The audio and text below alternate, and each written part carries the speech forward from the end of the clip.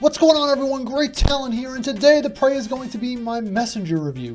So what happens if one was to take all of the trimmings of the original Ninja Gaiden games on the NES, gutted the asshole damn near impossible difficulty, and added an air jumping simulation to make believe that not only pigs can fly, but ninjas can too? Why, I would say we would have not only a home run, but a grand slam at that. And that's precisely what you get here with the messenger.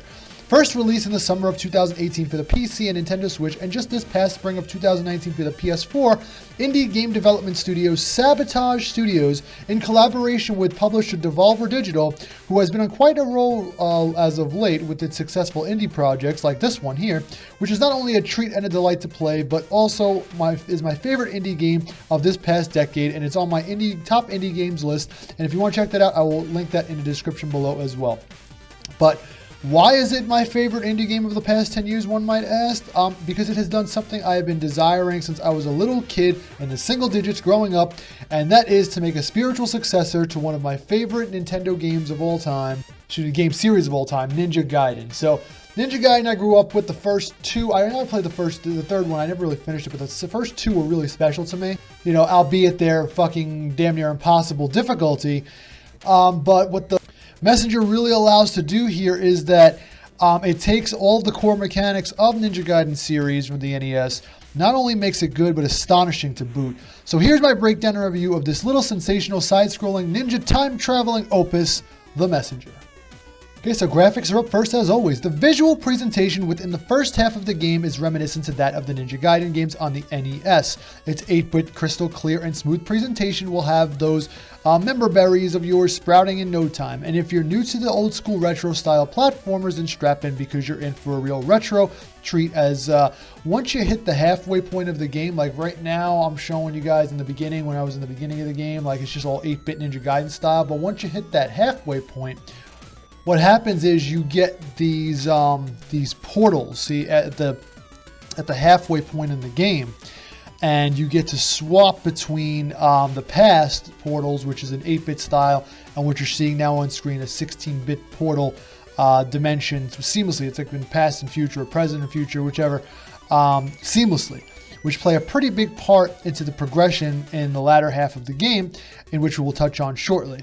I was playing it on Nintendo Switch for the majority of time in handheld mode, and while I did not notice any types of lag, stutter, or frame dipping any kind, the game only ran at about 720p resolution in handheld mode, which is, I think, its max resolution on the Nintendo Switch at this time in handheld mode. So, another thing I want to touch on too is the artwork backgrounds are simply breathtaking to behold as well. A lot of the backdrops, whether it be the past or present, are quite the spectacle to take in, and can be compared to such authentically and professionally rendered paintings and drawings and artist sketches. I found myself several times within the game, just during the course of the game, just stopping dead in my tracks to either, like, you know, whether to be like behold a blazing red sunset, or to just like stop and take a gander at the oceanic views, or even to just look at a lunar eclipse as it was just happening in the backdrops with clouds forming and whatnot in the mountainous regions and all that stuff. It's honestly it's really just built on Japanese architecture, and it works so well here. You can see that has resonated so well with the game. The illustrator and the designer of the setting for this game went over and beyond, providing attention to detail in whichever time zone you're currently present within the game, past, present, or future, and during whichever portal you're in. And their hard work has definitely paid off here, and you can feel it just in every ounce of this tremendously fun and remarkable title. Okay, so now a bit about the gameplay and the control scheme. The Messenger is a 2D side-scrolling platforming action game with a twist.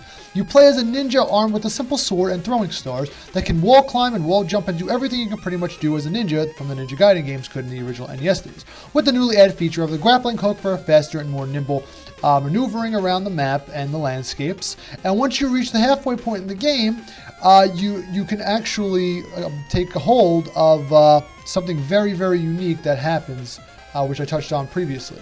You are then given the ability to time travel via portals from the present to the future.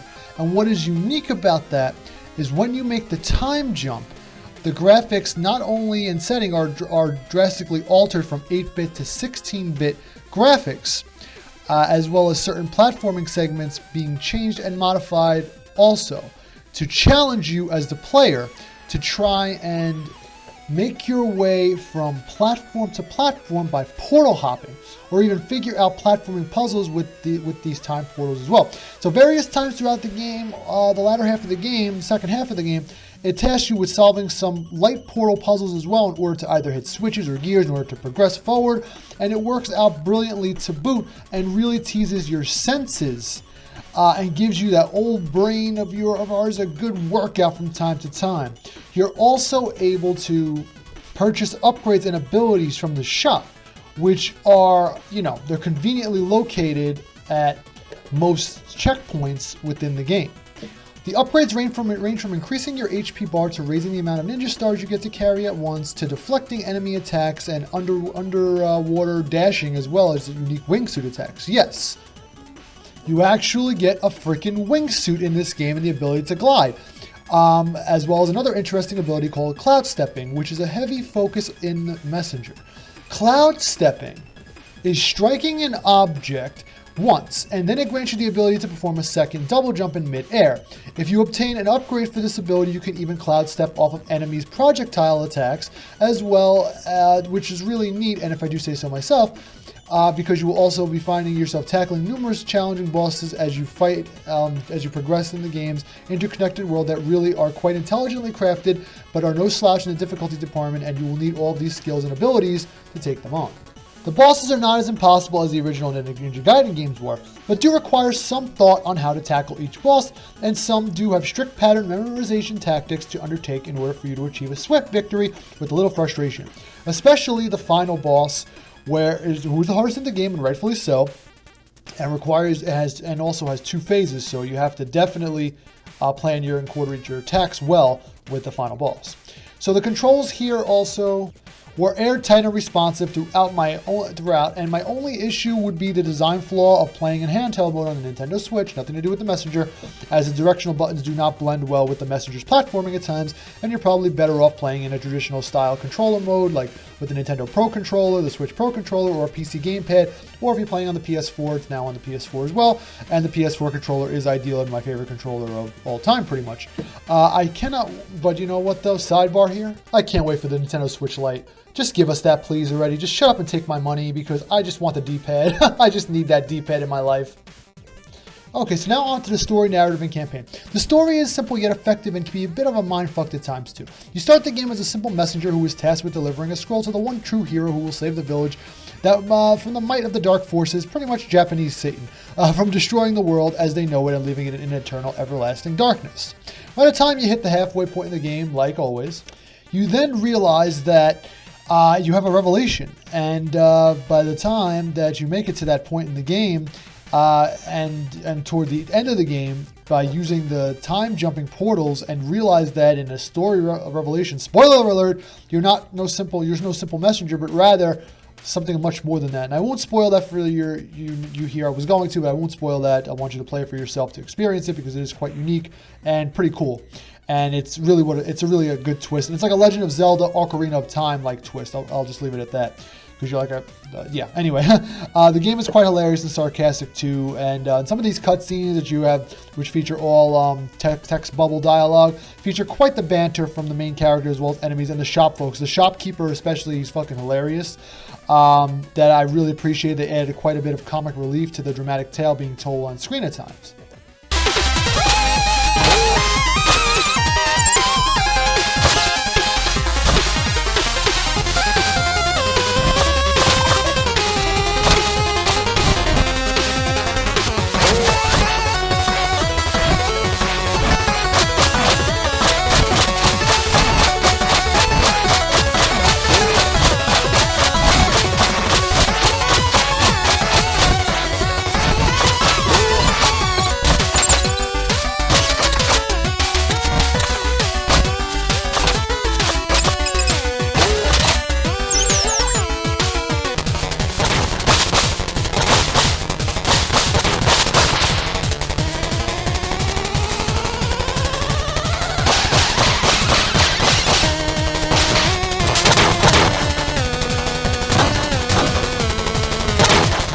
So I'm not going to lie, in regards to most other indie titles out there, The Messenger stacks up in my top 3 in the music department, if not breaching right through to number 1, right next to Shovel Knight being number 2, Celeste, Bloodstained, and even Katana Zero all up there in my single digits top amazing soundtracks of the indie games. The Messenger soundtrack is catchy, upbeat, and you'll have you bobbing your head in no time flat as you make your way through its various stages and levels in its interconnected world, even featuring their own tunes. So you can also pause the game and select jukebox mode as well. Select your favorite tunes to jam to as you play, which is wicked cool. The sound effects from weapon moves to player and enemy sound effects are all on par as well. And I might add, they add and circle back to the music that plays during the boss fights as well. It actually changes as you get closer in certain boss fights, closer to toppling the bosses. So there's different like mini phases within each boss fight that when they get closer to death, the music ramps up and goes, it gets like 2 times its speed, and it really gets your adrenaline pumping and along the way, leaving you quite satisfied and relieved once the big bad boss battle concludes. Okay, so now time to wrap it up. Replay value, high, baby. No matter how many times the Messenger may have schemed to kick my ass or will kick your butt, the well-timed and well-placed checkpoints will make you keep coming back for more and more and more along the way. The standard game will take you roughly about 10 to 12 hours to complete, and the newly added free DLC pack tacks on about another 2 hours to make the game a total of a nearly, I would say 15 hours of rich quality side-scrolling hardcore action platforming that will leave you thoroughly satisfied by the time you see the credits roll. Now, overall scoring, is it worth your time?